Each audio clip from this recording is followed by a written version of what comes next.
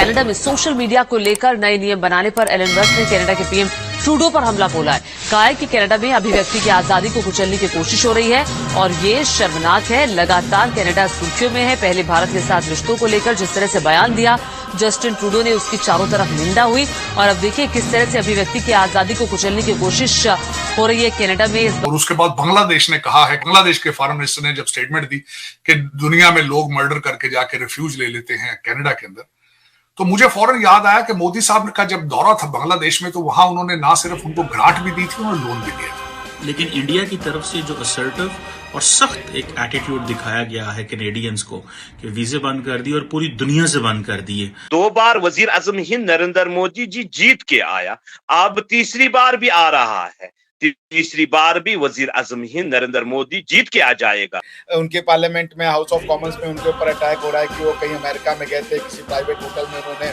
$60-70 जो है वो उड़ा दिए ऐसे वैसे करके। कनाडा के हवाले से कहूंगा कि जब सबसे पहले श्रीलंकन फॉरेन मिनिस्टर ने जो उन्होंने एक्यूज किया तमिल टाइगर के हवाले से कनाडा को, कि ये जो मसला है ये इतना लॉन्ग टर्म नहीं चलेगा, ये शॉर्ट टर्म रहेगा। अमेरिकन इंटरफेरेंस इसमें इस मसले को दबाएगी। ट्रूडो जो है वो चूंकि जगमीत सिंह की पार्टी के साथ अलायंस है, उनकी खुद की गवर्नमेंट नहीं है, प्रेशर आया होगा, उन्होंने पूरी कोशिश की कि इंडिया को घेरा जाए, पर वो घेर नहीं पाए उस तरीके से, चाहे G20 हो और चाहे कोई और इंटरनेशनल फोरम हो। और जो हिंदुस्तान के लोग दिल से चाहते हैं, हिंदुस्तान के लोगों के दिलों में जगह बनाई, मुसलमान के दिलों में जगह बनाई। Prime minister Modi domestically India Canada की जो डिप्लोमेटिक रॉ है उसमें पॉइंट स्कोरिंग में कामयाब हो गए हैं।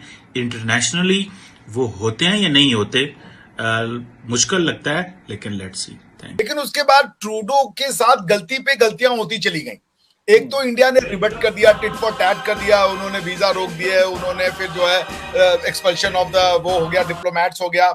उसके बाद जो है जो नाजी हवाले से कहूंगा कि जब सबसे पहले श्रीलंकन फॉरेन मिनिस्टर ने जो उन्होंने एक्यूज किया तमिल टाइगर के हवाले से कनाडा को, और उसके बाद बांग्लादेश ने कहा है, बांग्लादेश के फॉरेन मिनिस्टर ने जब स्टेटमेंट दी कि दुनिया में लोग मर्डर करके जाके रिफ्यूज ले लेते हैं कनाडा के अंदर, तो मुझे फौरन याद आया कि मोदी साहब का जब दौरा था बांग्लादेश में तो वहां उन्होंने ना सिर्फ उनको ग्रांट भी दी थी, उन्होंने लोन भी दिया था। उनको भी टाइम टू टाइम वो रेस्क्यू करते हैं बांग्लादेश को भी। बल्कि इस वक्त भी जो G20 में मैं समझता हूं कि जब बांग्लादेश की प्राइम मिनिस्टर थी वहां पे, she was there as observer, और उन्होंने जो बाइडेन के साथ उनके कुछ टेंस हालात चल रहे थे अमेरिका के साथ, एंड मोदी साहब ने डिप्लोमेटिक उनकी मीटिंग कराई। लेकिन उसमें मैं एक और इसमें एक चीज नजर आती है, मैं डॉक्टर जयशंकर के इस पूरे दौरे को बड़ा क्लोजली ऑब्जर्व कर रहा था। आज भी उन्होंने एम्बेसी के अंदर सवाल जवाब दिए और मैं उसको देख रहा था। तरनजीत संधू साहब एम्बेसडर भी साथ बैठे हुए थे। तो इनके ये जो स्टेटमेंट उन्होंने पाकिस्तान का नाम लिए बगैर कहा है, उसमें एक चीज नजर आती है, एक तो विल या ये सोच नजर आती है कि पाकिस्तान की वो हेल्प करना चाहते हैं, लेकिन कंडीशनल, कि अगर पाकिस्तान कुछ चीजों को ठीक करे अपने हालात को, उसमें मैं उनको भारत को ब्लेम नहीं करूंगा। मैं यहां पे ब्लेम करूंगा कि हमने कभी किसी चीज को भी सीरियस नहीं लिया।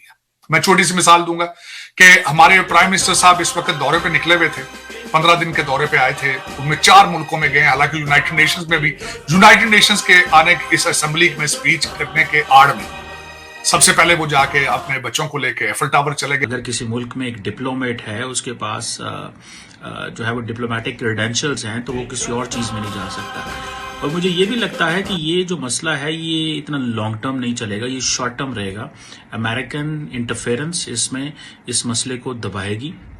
लेकिन इंडिया की तरफ से जो असर्टिव और सख्त एक एटीट्यूड दिखाया गया है कैनेडियंस को कि वीजे बंद कर दिए और पूरी दुनिया से बंद कर दिए, ये या तो फायर बैक करेगी या इसका जो है वो कनाडा को प्रेशर डालने में इंडियंस कामयाब होंगे। अभी कोई चीजें क्लियर नहीं हो रही क्योंकि वेस्टर्न